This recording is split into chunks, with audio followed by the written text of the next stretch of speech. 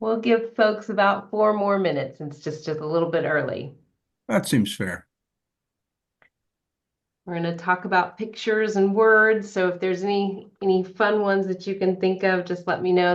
The couple of the things I'm going to have us do when we introduce ourselves is to share anything that you do in terms of preparation for when you're preparing to start a read. And also if you have any pictures that do you describe pictures? I mean, is it something that you do regularly, or is it something you don't do often? So those will be our questions to share once we get everybody on board. It looks like we're going to have a good group. I'm going to show off my fancy flowers if you can't see them from the garden. Just a second. Garden smells amazing right now. Uh, All ooh, the lilacs are Look. blooming. Aren't those just amazing? They're the biggest peonies that I've ever seen. They're just so fabulous. They're out in the garden, so I had to grab them. oh my. They must be on the east side getting that sun. Make my peonies seem like puny peonies. Mine I are still have marbles. peonies at home too, and they were definitely not like that. And I was just so Oh, amazed. wow. Well, watch out. I think the accompanist of peonies, as I recall, is ants. So you're gonna be seeing some giant ants showing up pretty soon. I shook them out very Oh, good oh, to make sure that there was none before I brought them into the building. But yes, you are correct.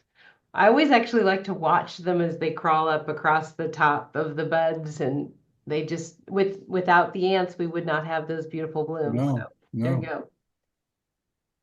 Okay.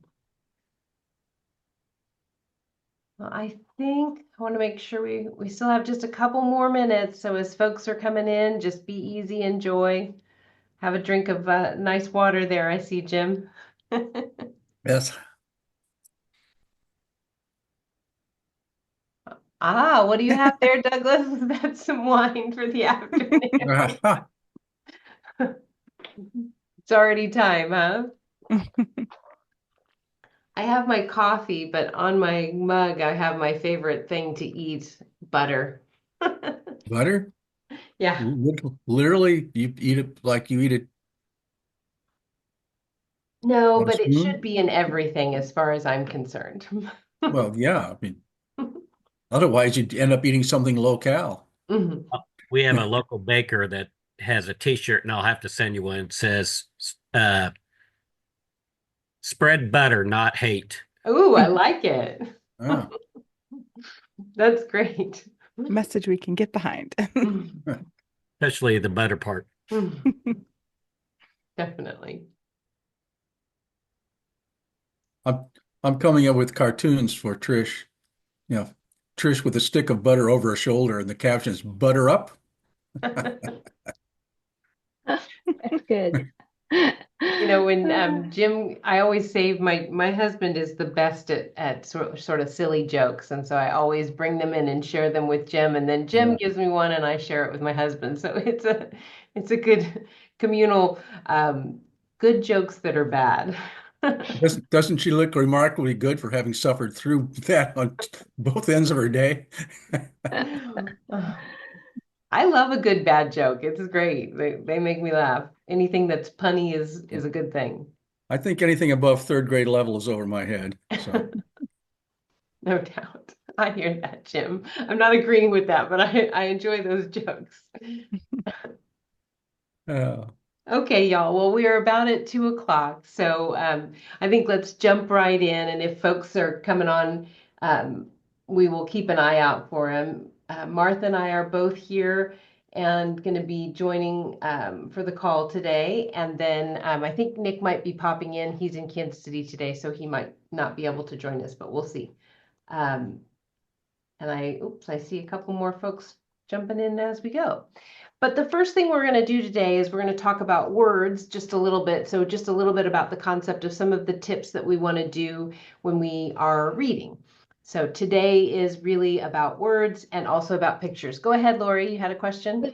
Just wondering if you were taking notes or going to send a summary or have that available, or if we should take our own notes or both. I think I would say it's up to you. I definitely have some slides that I'm going to share. I will try not to like talk too much from them. One of the things that I definitely want to do is allow us to have a few opportunities to try. We've done a picture discussions in the past, and I know Lori, actually you helped us out with that last time. I think it was in September. So we have some of those pictures that we can actually look at and take a few moments before we share what it is that we find to be a good description of that picture. So that is definitely something that we'll do, and I will send out those slides. But in addition to that, before we get to the pictures, is just a bit of review on some of the tips and tricks that we just want to always reiterate. I know that you're doing these things every day or every week, but it's always nice to have a good reminder. So all those good things. As I see more people popping in, thank you, Martha, for letting everybody in. And hello, Nick. Chris, she did ask, you are recording this. Would that be I available? Yeah, I thought yes, so. Oh, So, yes, and it is recorded. So we okay. will have slides and a recording. And also, of course, if you wish to take notes along the way, you're welcome to. So all those good things.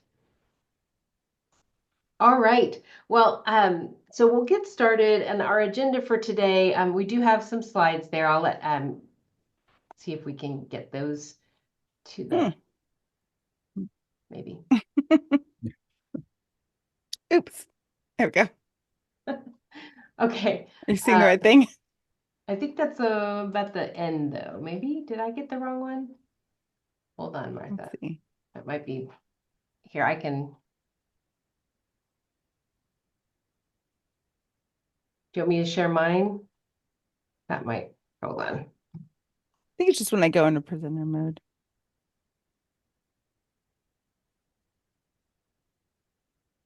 As we get that pulled up, what what we'll be doing for our kind of introductions, because I would like everybody to just go around and at least say your name, where you're at. And then if you would say what you do to prepare to read, if there's anything special that you do, and also share whether or not you are currently a person that describes pictures, or if it's something that you're wanting to learn more about so that you can include it in more of your readings. So we'll start with that. Oh, there it is. Perfect. Thank you, Martha. Okay, so I'm going to just kind of call out folks as I see them, and then I'll say who's up next. So I see Lori, and after Lori, I see Byron. So, and I think we only have one Lori on this call today. So there you go, Lori Lang. Okay, so I'm in Lawrence. Is that what you want? Yes, ma'am.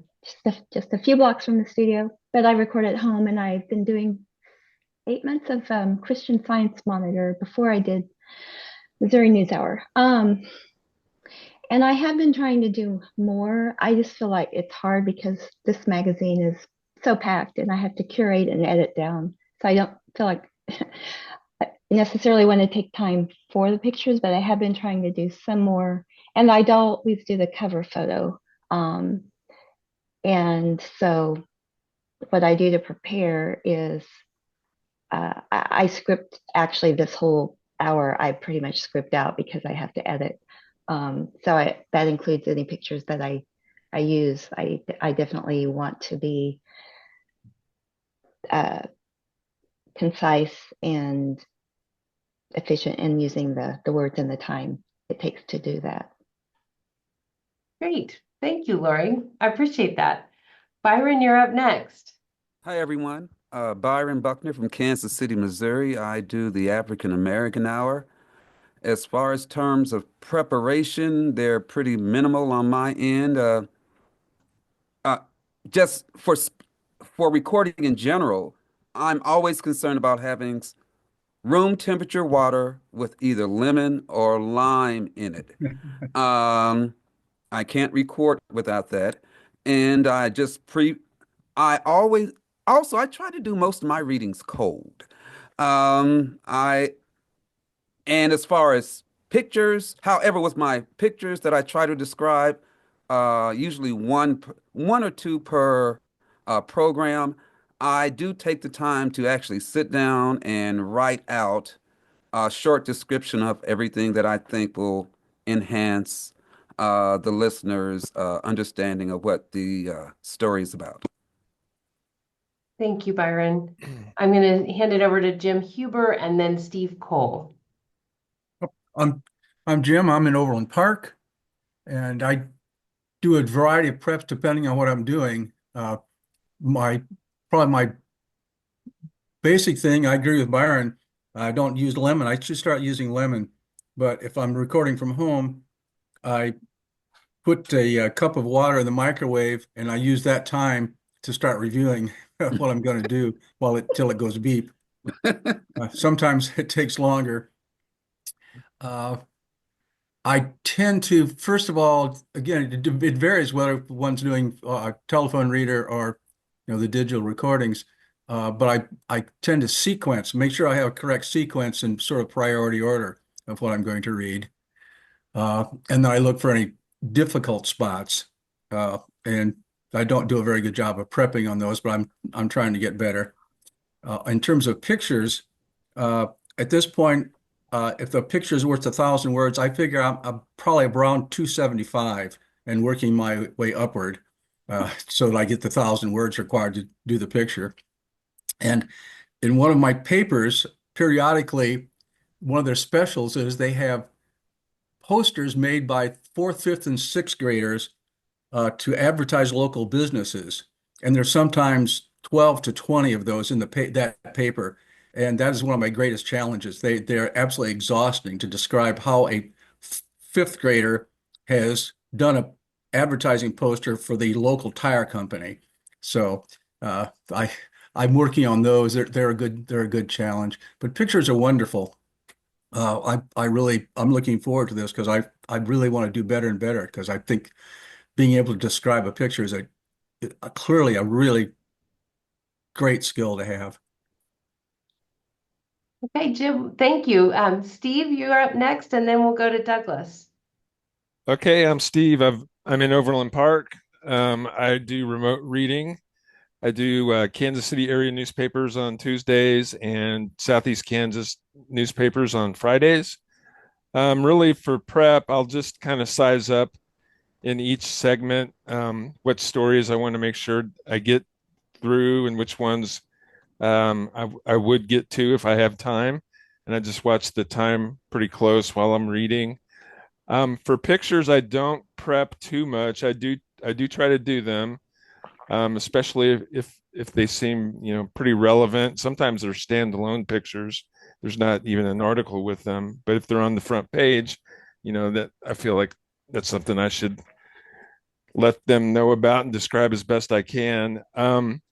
I mostly do it on the fly. Like I said, I don't feel like I'm very good at it. I think if I took a little more time, maybe turned the recording off, wrote down a couple of adjectives instead of trying to think of them while I'm talking, I think it would have a better result. So I think that's one thing I'm going to start trying to do better is maybe have a couple of sentences prepared for the photos that I know I'm going to talk about.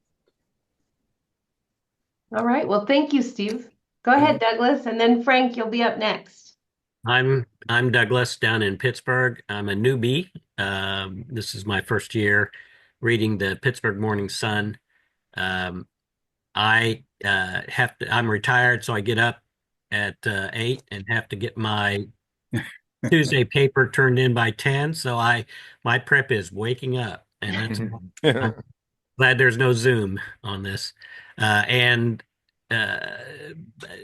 in Pittsburgh, there's a lot of pictures of people holding checks or going up for a layup and I usually start with and then we have a picture and I read the caption, changing the tense to active, and then by the time I finish the caption, it's like, yeah, that describes it. So I have to learn how to be a little more descriptive in my approach, and sorely need Audible training. So I say why create when you can copy. I wouldn't feel bad about using the caption wording. You're, I hear that. yeah. What's the challenge in that though? Well, so, Doug, I think you're very fortunate to have captions because anymore the captions are just repeat something from the text. I find Yes. virtually none of my Yeah. pictures have any captions that have anything to do basically with describing the picture. Yeah. I Yep. find Well, that too, Jim, sometimes. And Frank, why don't you go ahead next? Yeah. We will, I think you guys are speaking to, I'm making notes here because you guys are speaking to a lot of the things that we're going to touch on, definitely. Okay. And that's what we Uh, want to do. This is Frank Ibarra. I live in Lawrence and I read the telephone reader on Thursdays, the Topeka Capital Journal, and the Breakfast Table Times recording from home on Sundays, also the Topeka Capital Journal, and then the Newsroom Hour on Tuesdays, and then fill in from time to time on Breakfast Table Times or other assignments to prepare. The telephone reader's pretty easy because there's not a time limit, and the assignment is specific. Do the front page and do the sports. So I don't do a lot of prep time for the telephone reader because there's no roadmap I need to follow, and I just read the articles that are on the front page and then usually it's three, but sometimes can be four, and sometimes can just be two or one local sports stories. So that's pretty defined. On the Breakfast Table Times on Sundays and the Newsroom Hour, I try to roadmap out what I'm going to read to begin with. Lately, it's interesting. The Capital Journal, there's been a lot of people who died. And so it clearly impacts how you're looking at the layout of what you're going to read. I had 17 or 18 obituaries this last Sunday. So it pretty much took up most of the local, inside the paper time. So I've been finding that interesting. The number of obituaries on Sunday has spiked a few times since the beginning of the year. For pictures, I've already heard some interesting dialogue here about pausing and writing down a few words. That would be interesting. I've always gone the opposite way from reading the captions. I've always tried to describe the pictures and then what pieces I couldn't fill in, I would then use sort of the caption to do if it does it to do the reveal. Like there's a gentleman to the governor's right, not exactly sure who he is, but he's wearing a suit or whatever. And then if the caption covers that, I'll be like, oh, well, and this is who it is. So that's the way I've been treating those. So but already generating some ideas to just listen to you all talk. Mhm. Thank you, Frank. Okay, and Marcella and then Carl. And I'm sorry if I said your name wrong. Tell me correctly. Nope, you said it right. Okay. It's Marcella. That's right. Good. I'm in Lawrence, Kansas. I do all my recording from home. I've been doing the VFW magazine for a few years now. At this point, that's a bi-monthly magazine. And I just read each article individually as separate MP3s, which is great. It really helps with prep because I don't have to do as much prep. And I don't have to do as much stopping and starting and re-recording and that kind of thing.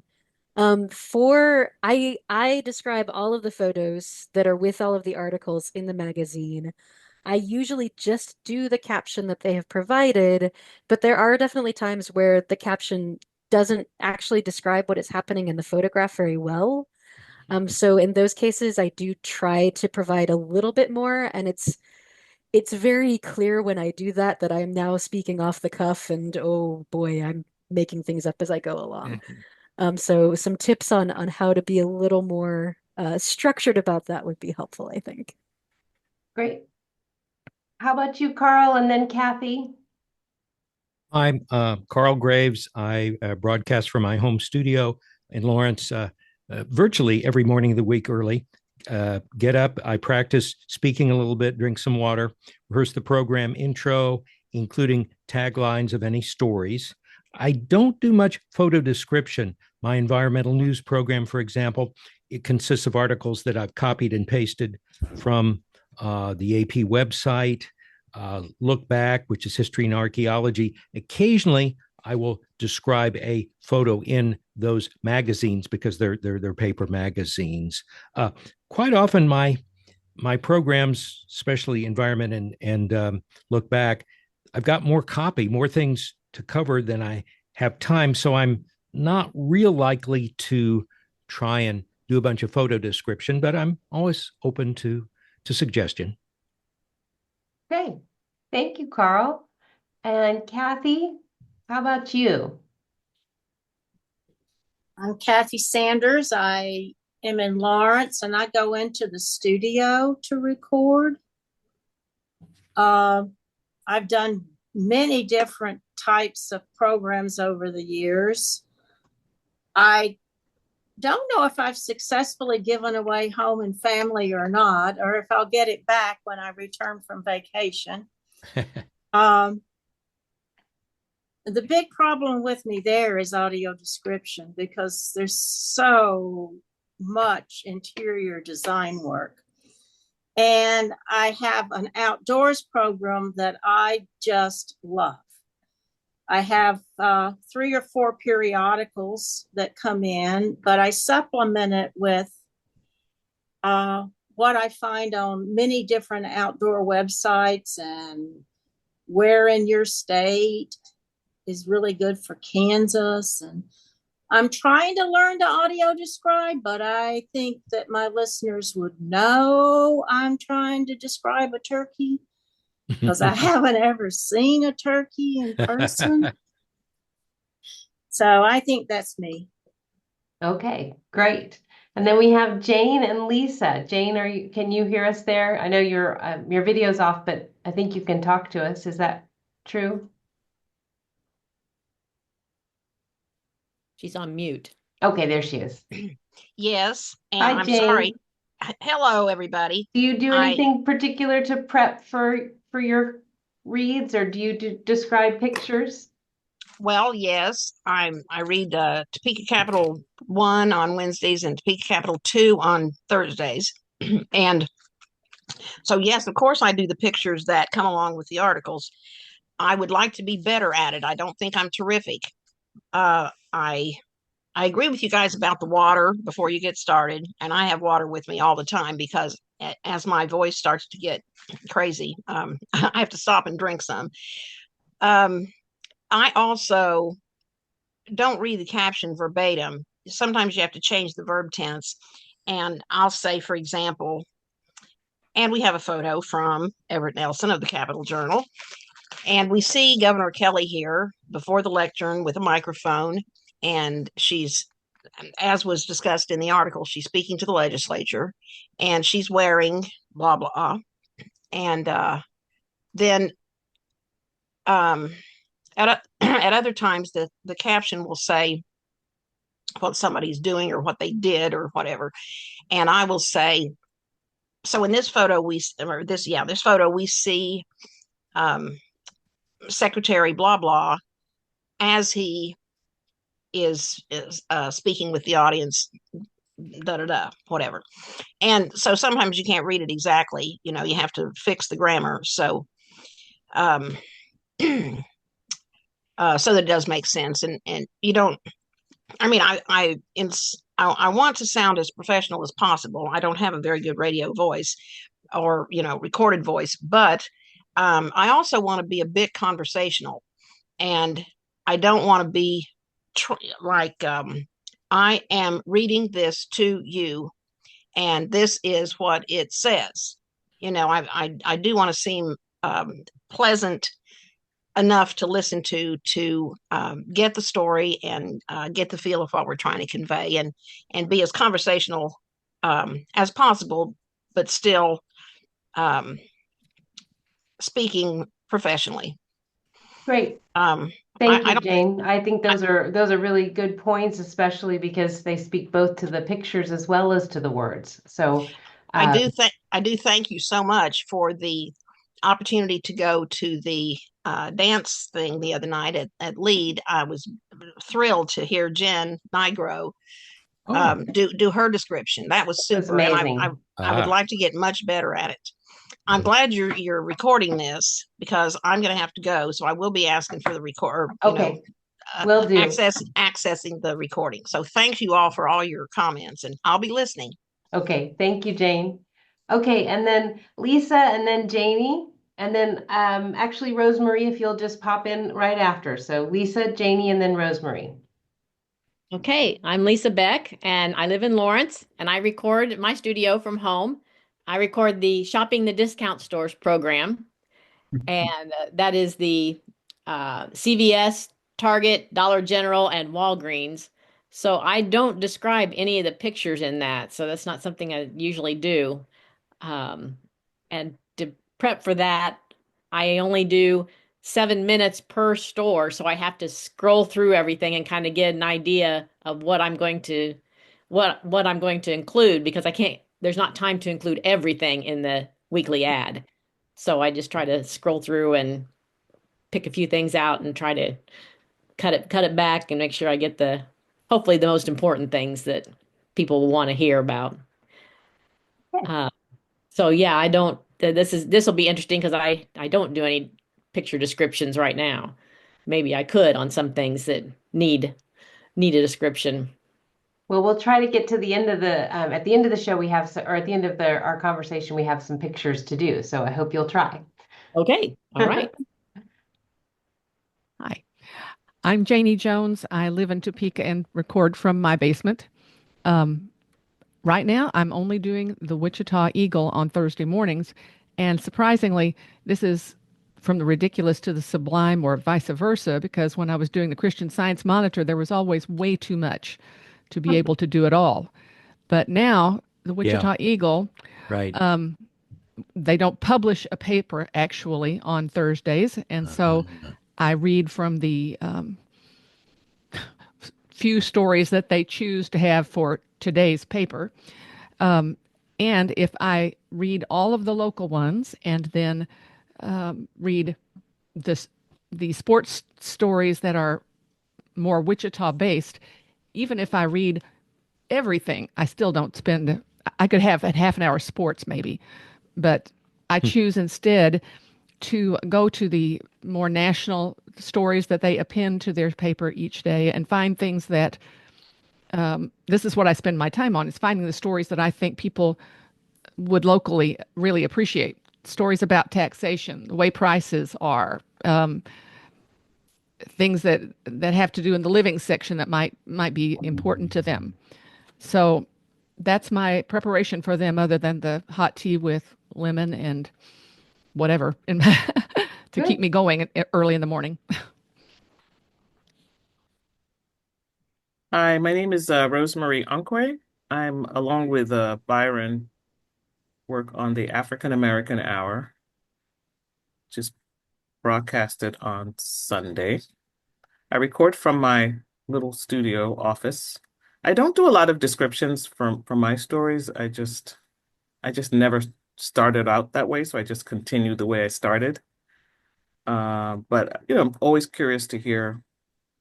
You never know, I might need to do it sometime, so it might be good to have. I think Byron does some descriptions, but I just haven't done that. Okay. But I think it's a great idea. Okay, well, I'm going to hand it off to the last few of our folks. We have Michael and Steve, Daniel, and Cheryl. So Michael and Steve, if you two would go next. Sure. Hello, everyone. Hi, Michael.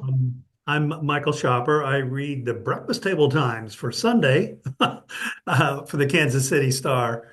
And prep work really is I will purse my lips and do the thing to get them kind of loosened up a little bit, gargle with a little bit of water to get the voice box going here. But other than that, I pretty much just then prep by looking through the paper and decide, okay, what are the articles I want to read that'll fit within the time frame I want, and then just go from there and wing it. I don't really describe pictures. I just found that a lot of times I'll have an article, the front page article may have multiple pictures in there, but they don't necessarily flow with the text that's the story. So in other words, they're there for people that are visual to be able to go back to if they want to and see some of the things they're talking about. But I don't think it creates necessarily an image for somebody that is visually hampered there. So I also am limited in time. And if I'm describing all these pictures, it's going to limit my ability to be able to just read the text and let them interpret how the visual comes out to them, I would think. So that's my logic for not describing pictures. Whether it's correct or not, I don't know, but that's what I do. Okay, thank you, Michael. And then Steve and Daniel next. Hey everybody, can you hear me? Okay. Steve Graham here. I do Saturday mornings is generally when I read. I do the telephone reader for the Kansas City Star, the front page, and then I also do the Lawrence Journal World. I like several of you, I don't do a lot of prep in advance. Occasionally, especially with the Lawrence Journal World, all kinds of situations. I have longer articles than I have time, for example, then I do need to do some editing and adjusting there if I see that there's a time crunch and some adjustments. But other than that, I just go. As far as pictures are concerned, I do have, I do describe pictures. I'm not very good at it. I need to be much better at it. But I do have an editing kind of boundary to it. If I will only describe the picture if I think it forwards the message of the story. For example, there's a lot of stories about Jefferson City, right? And what they have is a picture of a gavel. Well, the gavel doesn't do anything, right? It doesn't promote the story anywhere further. It doesn't give a visual of what is really being discussed in the article.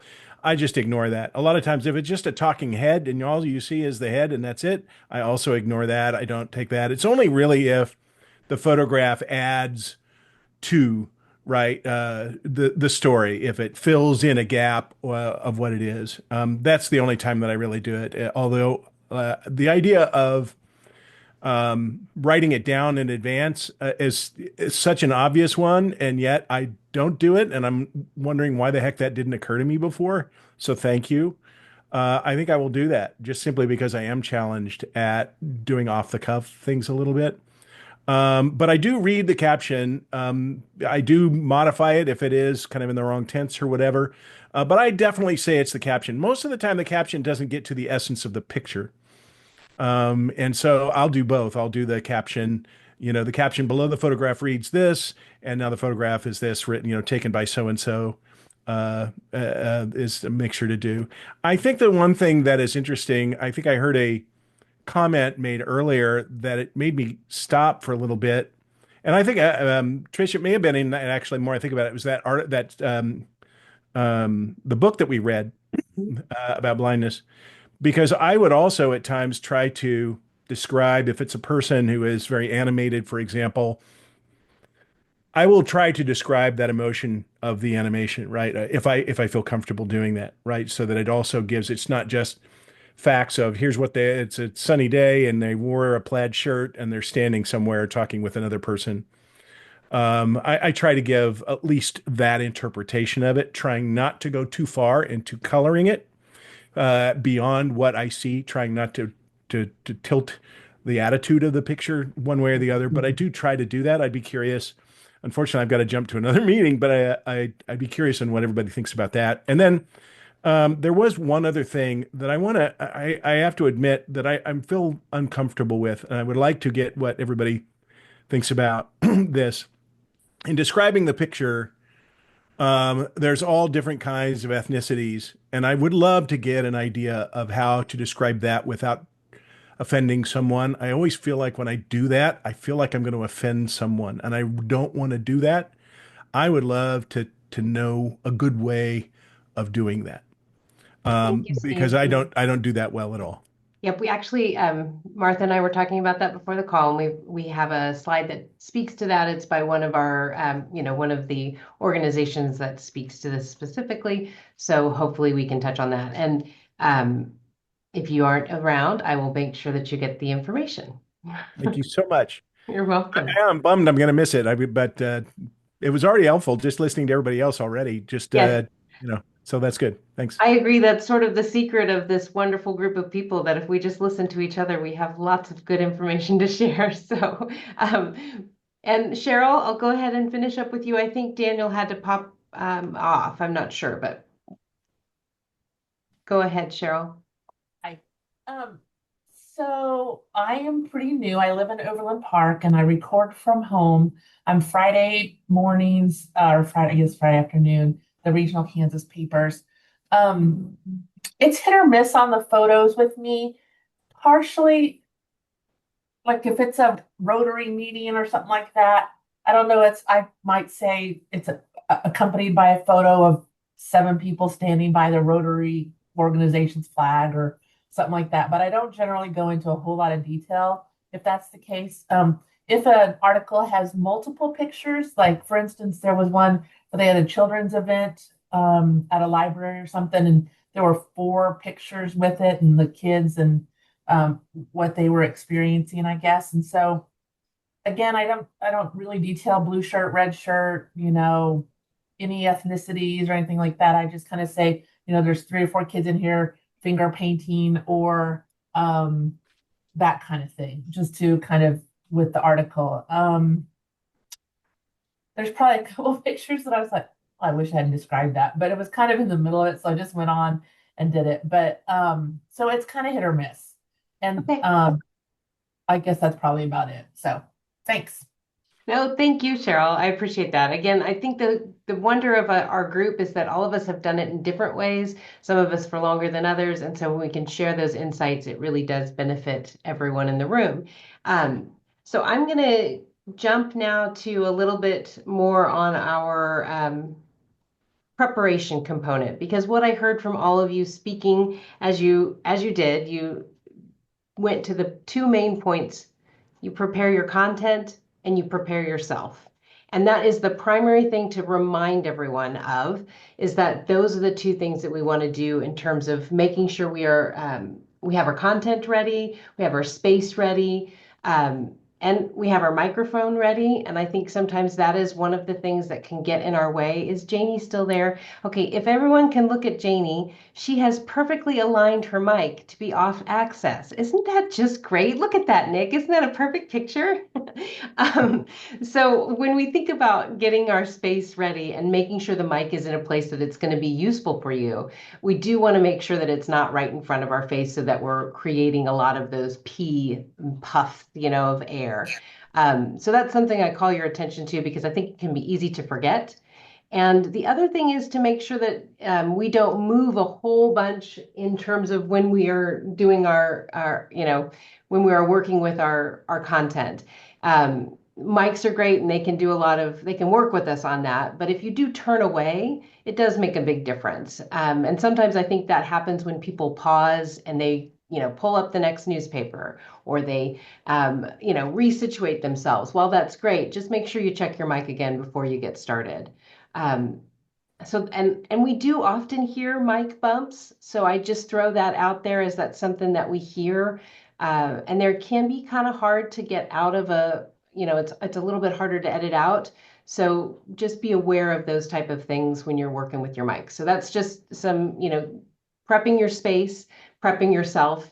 I want to go to the next one because this is the voice one. And I heard some of you say that you do some of those stretches. I think, Michael, you said you talked about, but it really does help to warm up your instrument, not just with the liquid that you're using, but making sure that, you're setting your posture good and tall, and doing some silly stuff. I mean, make a funny noise, make a funny voice, do some humming,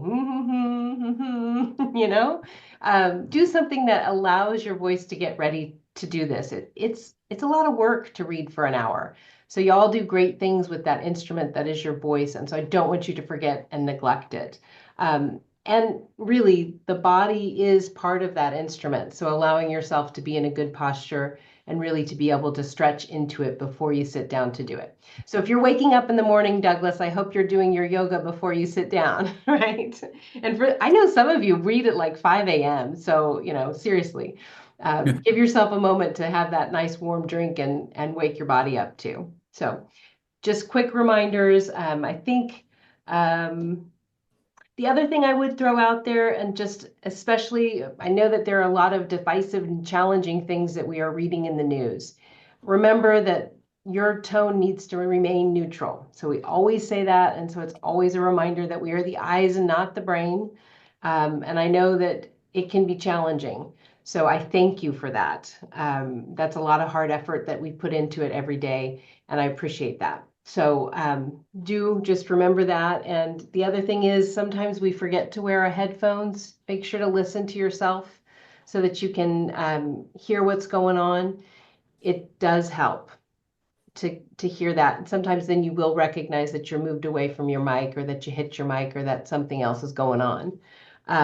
Yeah, and I heard a couple of folks talk about how they do visualize your listener. I think that that is an important component that changes the way we speak. I think it was Jane speaking to being conversational.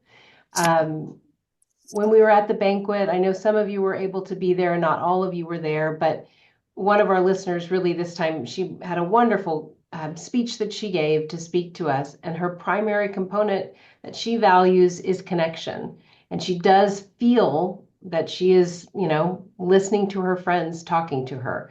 You are people making a connection with her. And that is the friendliness of our voice that we are able to convey as we listen, as we share, so that folks can hear that as they're listening.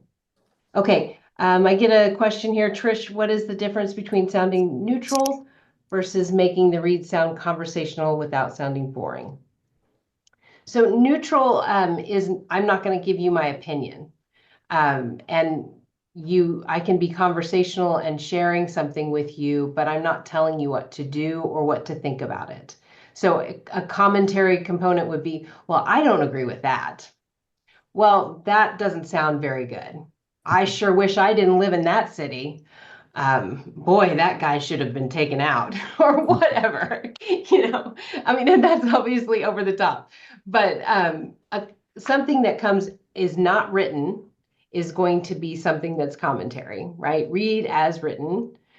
But if you do put in an intonation, or you can hear it when somebody thinks that it's, sarcastic, we don't want to put those tones in there. Nick, Martha, any other comments on that? That's kind of what I would say.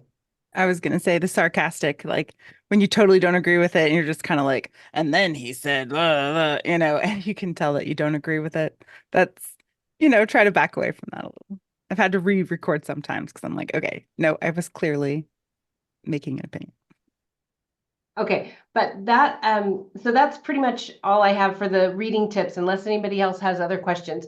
Again, these are things that you guys do every day. It's just mostly to hear my voice say it, to hear other folks in the room say it. Your preparation makes a difference for our listeners. Take care of yourself, prep your content, prep your space. And let's talk about pictures. If Martha, do you want to just speak to sort of the next set of slides, and however you'd like, I can move through that too. Sorry, let me unmute myself again. So why do picture description? It is very important. The first thing they say though is you don't have to describe if it's purely decorative. So if it's just like a swirl or a line, or like you were saying, just the gavel, that you wouldn't describe, but you're trying to describe anything that's going to add content to the article. And the benefits include, again, just it's about equality. It's about making sure people have access to the material. And also, again, it's just the accessibility aspect, because your description can add extra content that maybe someone would miss if they weren't there. It enhances the experience. It also, again, as you're saying, you have to be flexible with time. Sometimes you don't have enough time to describe everything. So you just kind of have to make a judgment call. But when you are trying to fill time, then you can kind of go into a longer description. And so that's kind of where the flexibility comes from, is you can kind of use that description to fill time as you need. It's also, they say that the more you get in the habit of describing pictures, it actually makes you a better speaker in general, because you're using your brain thesaurus, you're thinking about creative words, active words, and it's generally just good for your brain to think about that. And so then we have some of the do's and the don'ts. Again, we're trying to stay neutral and objective. First, hey Martha, do you want to take over? I just want to throw out one thing. Yeah.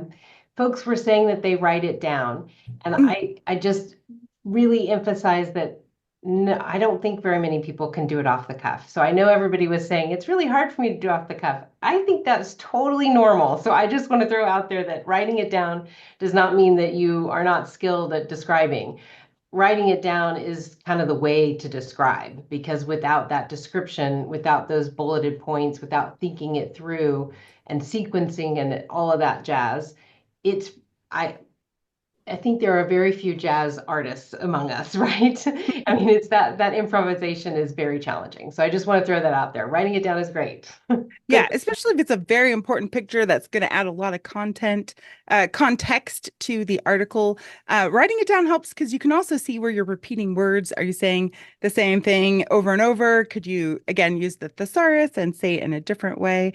And the other thing is to be as concise as possible. Again, we don't always have a lot of time, so you're trying to describe a big picture in a couple of words. So sometimes writing it down will help you see where you're being a little too wordy, or if you're typing it out, the computer might suggest grammar that will shorten it, shorten your sentence so that you can say it in less words. So that can be helpful, especially if you're a fast typer, which I am. So I type fast and then it says, oh, you should say it this way. Again, you want to stay present tense, use active voice, try to think of really active verbs. So he glares, they're reaching, grasping, like these really fun active verbs. They just make it more engaging for the listener, and also just can describe it in a really, there's, especially around Halloween, there's spooky things you can say that really set a tone to the picture, and the kinds of words you use can help with that. And then, of course, you're describing the physical features and not the meaning. So I don't know if we're going to come up with this one, but there's one where someone's covered in snow and you're like, he's freezing. It's like, well, you don't know he's freezing. He's covered in snow, so you're trying not to guess the feeling of them. Although sometimes where the border, I guess, is sometimes you're trying to describe the tone again, but not the feeling the person is experiencing. So that's where I think it gets really difficult. And then to what you were saying about race and gender, I really like this quote. We found this from Accessible Publishing out of Canada, and I really think it's really good here because we're supposed to describe what we see because we're their eyes. We're not trying to make judgment calls, but we also don't want to be offensive. So as humans, we tend to shy away from discussing ethnicity, race, gender, disability, and age because we don't want to use the wrong language or misjudge. But remember that if you can see it, and you're not describing it, then the listener is missing out on that content. So what they suggest is, in order to be objective, use some general terminology like light skin tone, medium skin tone, dark skin tone. So that can kind of pull you away from that. Again, you can just say a diverse group if there's multiple skin tones. And then we're going to go into some description that will have some more examples. Okay. Avoid. So try to avoid some of the extra filler words because we're trying to be concise. So you don't need to repeat over and over that the picture is this. And again, trying not to make judgment calls like it's a beautiful flower, yes, but why is it beautiful? The petals are clear and crisp and things like that. We're trying not to censor. Sometimes there could be gore or nudity in a picture, and we're just trying to say what we see. So try not to censor because we're communicating what's on the page. And then you just do your best to interpret facial expressions without guessing a feeling. We don't know exactly what they're feeling, but you could say they're smirking, something like that. So yeah, then we're at the share insights. Well, let's jump into our images if we can. So unless there's anybody that has any specific other questions about that, I think one of the things that Steve was speaking to was sort of adding some interpretation and saying a feeling and that sort of thing. But I think one of the things that Martha is speaking to is having your language describe it so that a person would then understand what that means, but they still have the ability to determine that. So if I say that a mouth is open wide with a brilliant smile, right? Then I know that that person is most likely happy and joyful. But I'm not saying the person is really happy in this picture. Instead, I'm saying the person is lifting their arms up, raised in the air. They have a big smile and their eyes are almost closed. They're smiling so much, right? So that gives the impression of that joyful or happy experience. So let's move on to some pictures so you guys can see them. So do you guys all see this one? I know that if you did our one before, you've probably seen this one before. Do folks remember this picture? Okay, so let's take a minute and go ahead and just write down 3 or 4 bullet points that you would want to include. I'm going to just give us a minute to do that. So uncomfortable silence as you think.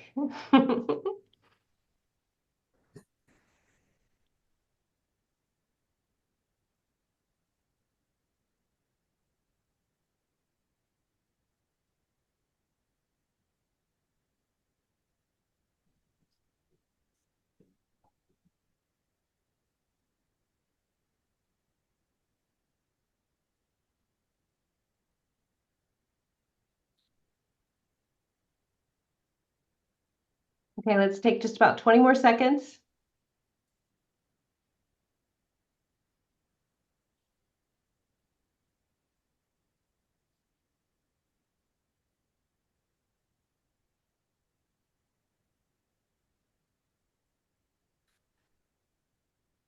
Okay, does anyone want to share what they have, or would you like me just to skip forward into the next so we can see what's been written?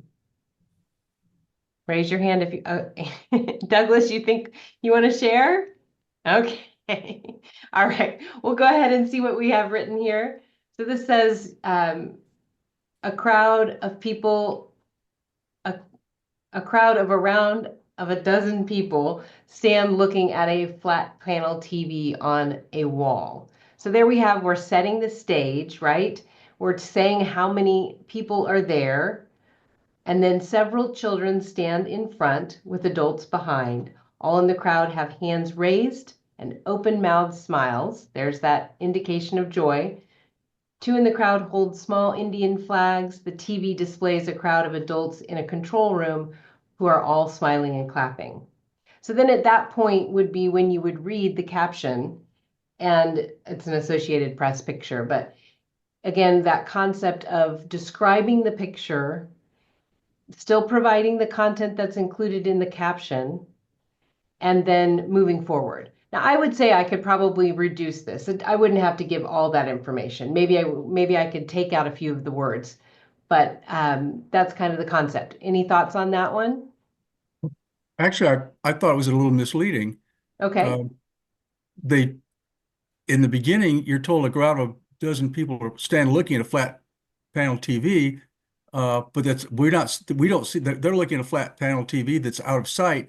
The flat panel TV is what's described at the end of the description, and there are two flat panel TVs involved. Maybe it's because I'm doing it visually, but that for a moment was confusing. Wait a minute, no, they're not looking at that flat panel TV. They're looking over past it at a different. They're viewing a different monitor. That's interesting. I wouldn't have picked that up, but I see what you're saying there, Jim. yeah. Yeah, I think maybe that last sentence could be raised above. I'm not sure. Yeah, yeah, we don't know that panel, that TV's on a wall even. It could be on a stand. That front, you just eliminate the first sentence, and you're right. You move the last sentence up to the top. Yeah. All right. Well, we've got some work to do on that one for sure. I think AP's got some work to do here. So the question I would go toss ahead. out, thanks, is do most people read or describe the photo if there's an accompanying article? Do you describe the photo first? Because I usually do, and it goes like that, where when I'm describing the photo, since I haven't read the article or even the caption, I really have no idea what they're looking at or why. I just kind of describe it as it appears. And then I go to the caption and see what that adds. And then sometimes I think if I'd have read the article first, either to myself or out loud, then I could have given a better description. instead of just, saying how it looked at first blush. I would But definitely agree with the kind of getting the context of the article with a quick yeah, scan. A quick scan is a good thing. And then you can figure out, does it go down here? Sometimes captions are actually like repeated almost word for word in the article, right? yeah, yeah. So yeah, I think giving it a quick scan is a good way of adjusting that. And then truly just making a judgment call in the sense, does it help to read the headline accompanied by a picture, or do you read a little bit through and then say, at the point where the picture is coming forward in the story, there's a picture included that shows these children, and then go from there. That would be my thought. So the hard part is that it's not, it's really dependent on the article, and it really is dependent on how that flows. A front page, image can be a little different than one that's in the middle of in the middle of the paper and in the middle of the article. So, but the scan, I would say, is what is your friend, to look at it, figure out where it falls, what makes Yeah. sense. Martha, what do you think? Is that Yeah, sometimes you get lucky and the article tells you, accompanying picture halfway through. And then, yay, that's the perfect time to say there's an image accompanying this article. But I think if you save it to the end, you're always going to have more content or context for the picture. And then you wouldn't end up repeating anything that the caption already said. So, yeah, a quick scan, hopefully image to the right. That would be great. But I would say that happens Yeah. half the time if. I think there's a high likelihood the headline on this story would have already told you what this was. India celebrates first moon landing or whatever. So I think there's a likelihood that the picture is going to make sense, even if you started that out before you read the article. But that's the point I'm trying to make, is sometimes the headline will set the context for you, is all my main point. I think I would have used the word celebration or something. I get it. I'm listening to what you said earlier about, mouth smiling, arms in the air, which is great, and it does set the scene. But I think adding the word celebration here kind of punctuates what the picture is indicating. So I would insert that somewhere after arms in the air and smiles on their face, kind of thing. Sounds great. One of the things that we're bringing forward is that, yes, let's move on to the next picture, but reading is our first priority. And these pictures are they're creative for the reader. They bring you into it, they get you thinking about it. And if you can think of that as the other side of the mirror, same thing for the listener. It gets them engaged, it gets them thinking, they see past just the words. But again, our first priority is definitely to read. So how about this one? All aflame. Okay, let's just do a quick 20 seconds. We'll just jot down a few ideas that you see as you're looking at it.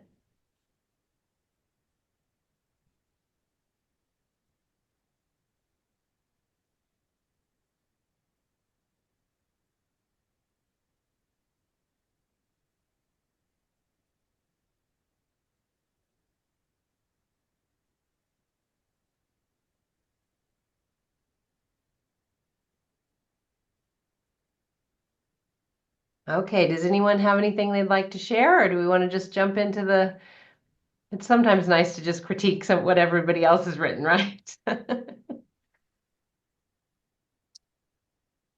Okay, so I have just a general comment. I think on this one, this is not my actual description, but I think on this one, it helps to reference background and foreground. So in the background of the picture, this is what we see: trees on fire, some are still standing, some are on the ground. In the foreground, we see, and I haven't examined this close enough, but houses, a residential area, and the lights are still on in the houses. The hills ablaze in the background. I think this one helps with that background foreground piece. mhm. Yeah, I like that too. I like that it sets the time. So you get in a nighttime scene. That I think that's important to understand this That's at good. night. Yeah. That's what will help kind of clarify some of the other information too. So Yeah. this one is just in a nighttime scene. a broad wildfire blazes. There's the good word, right, Martha? Blazes is a nice word. And we have the fire engulfs, you know, and then hundreds of tall trees. So you see that engulfs is there as a good word too. And then, yeah, I think adding some with the lights still on adds some intensity to this picture too. But again, at that point, you would still want to read the caption. We want to be able to include the specific details of the caption as well. Yeah.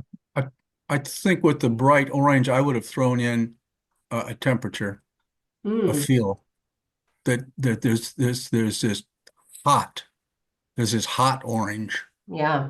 fire. Yeah. And I don't know if it's important detail. I probably would have picked on the fact that these houses with their lights on, I think the lights was really important because that indicates people either still there or they just left without even hitting the light switch on the way out the door. But in fact, they're one hillside away from where the fire is. That fire is on a high hill behind them. There's, as you can see, it's down below, and you can see where the actual flames are edging low. And then there's this elevation, and then these houses are on the other side of the elevation. So actually, the people in those houses would not see that fire we're looking at. They would see the glow in the sky out ahead of them, but they would be, and I think they would feel that they would feel the heat, they would feel the temperature. But there's actually a gap between those people and the fire yet. And I think that speaks to really being able to give be concise in how we describe things so that those different layers can be brought forward. But let's try one more, unless anybody else has a thought on that. This one is a little bit different because it's kind of a you know, again, there's the context of the story.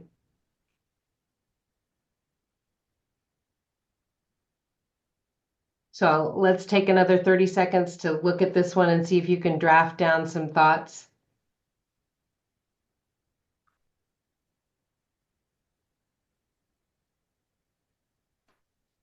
But I would say that this type of an image really does kind of have a feel to it as well. Don't you think, Martha?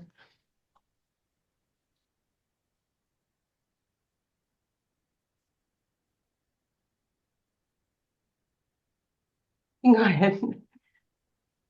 I think if you guys are ready, we'll move forward. We only have a couple minutes left, so I'm sort of trying to run through a couple of these.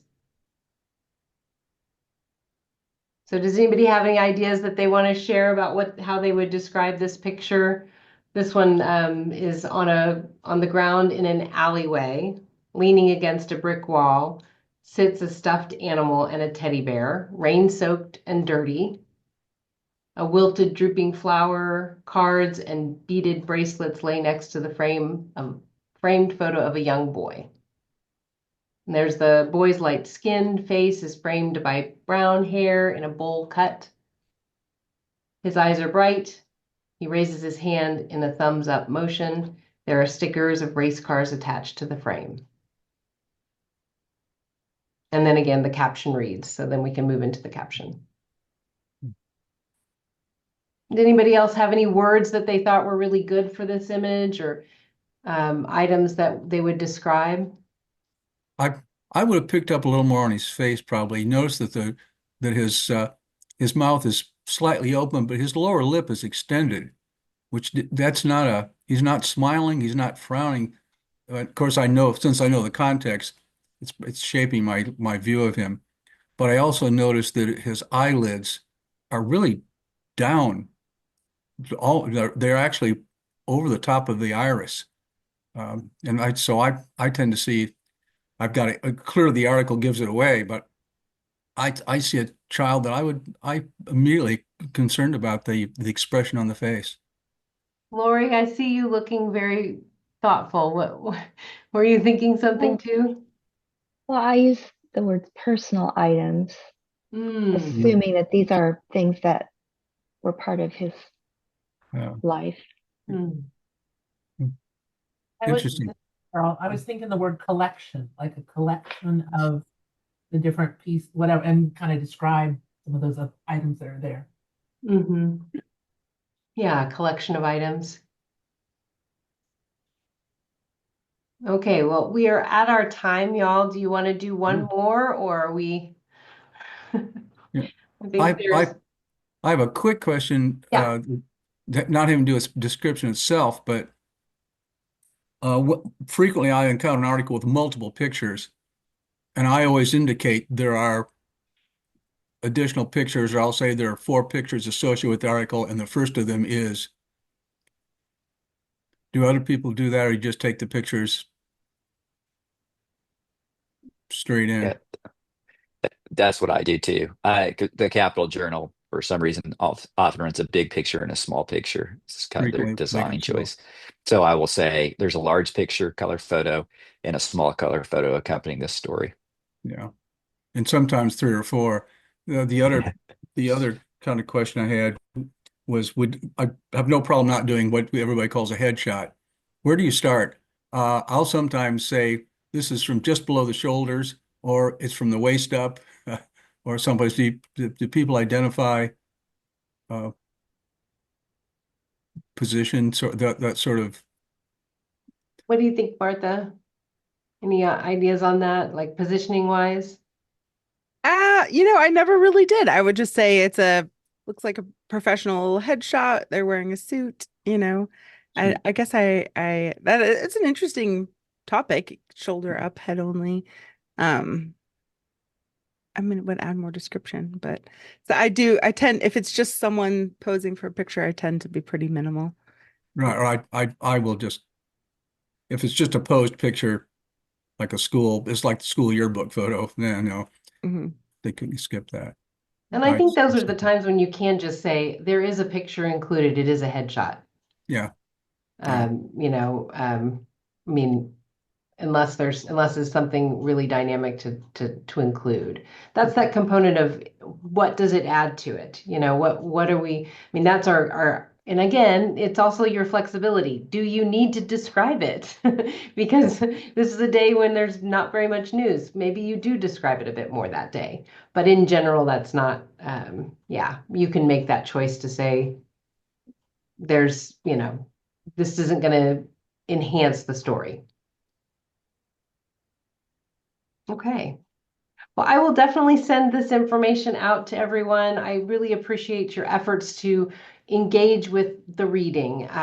Bringing a little bit more depth to each of our stories is good for us. It's good for our listeners. And I also appreciate all the prep work that folks do when they are, scanning through articles, making those notes, but also taking care of yourself, making sure you have your tea and your water and your good posture. And Janie, I really want to take a picture of you with your mic because you're just perfect. And actually, now that I say that, Martha, is there any way we can take a screenshot of us if we all look at the camera and smile? I'm really bad at that. So, okay, there we go. 1, 2, Take a 3. smile and away. Okay. And did you get it? Okay, good. See, Thank you, guys. since I you've always got end up that, with pictures with everybody with their heads down. So. well, since you got that, what's the caption going to be? Let's not talk about that. A grip of audio reader. Oh, yeah, that's a great one. Thanks, Jim. I was just going to add that these resources are good and they're really focused on alt text, like doing an alt text for a picture on a website. But I think thinking about describing alt text or typing it in there is pretty much the same and will get you in the mindset. So definitely. I don't understand what you're saying, Martha. What is alt text? Oh, yeah. So when you go to a website and there's an image, you're supposed to put alt text on the image so that a screen reader will read that. So a fully blind person who doesn't know there's an image there will get the alt text. And it's supposed to be a very detailed description of the picture. So someone who can't see it would get that description. So it's a written down description of the image. And those are especially important in like tables and charts. Because again, the screen reader just says there's a table, but if you're trying to show like the rate of poverty or employment or something, you want to say it's a chart, the x-axis is this, the y-axis is this, the line is going up, and so the alt text, so I use it all the time when I'm on the website describing pictures in the background for screen readers.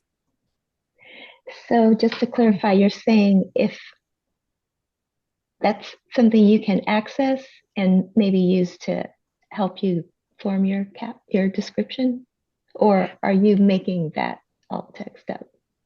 I make up the alt text whenever I post a picture. Like when we send out closed circuit newsletter, for example, every image in there has alt text so that our blind volunteers will get a very detailed description of that image that we're attaching. So it's different from the caption. The caption is something everyone sees that goes underneath the picture. The alt text is something that's in the background that you'll only hear the description of the alt text if you have the accessibility services turned on, like a screen reader. That does make me wonder about if it would be worth exploring using AI to generate descriptions, to just give you a head start and then work with that to that's a pretty good use of AI, actually. And I think a lot of times new websites are doing that. Like if you don't put alt text in, AI will generate it. And then it would create a baseline for you to edit and make better. Because I'd like to think we're better than the AI, but it does kind of help, give you a starting point, a launching pad. All right. Thank you, Martha. Thank you, everyone. Yeah. Okay, well, we'll see you next Thanks. time This is a around. good session. Hi. Appreciate Thank you. it. Yeah. Good stuff. Good stuff. Bye, guys. Bye-bye.